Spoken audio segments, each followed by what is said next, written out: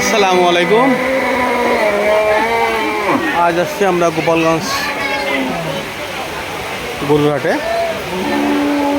আলহামদুলিল্লাহ, দুর্ভোগ যারা বিক্রি করতেছেন তাদের জন্য দুর্ভোগ, যারা ক্রেতা তাদের জন্য দুর্ভোগ। ইনশাল্লাহ আমি যেটা নেব সেটা আমার হয়ে গেছে ইনশাল্লাহ।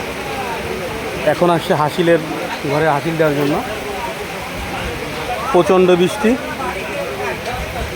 এই বৃষ্টির মাঝেও ঈদ আনন্দ ধরে রাখতে সবাই আসবেন গরু কিনতে।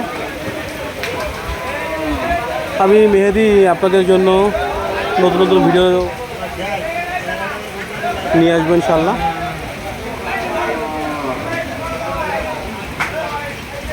পর্যাপ্ত পরিমাণ গরু আছে ইনশাল্লাহ, পর্যাপ্ত পরিমাণ। গতকাল থেকে আজ গরুর দাম কিছুটা কম সহনীয় পর্যায়ে।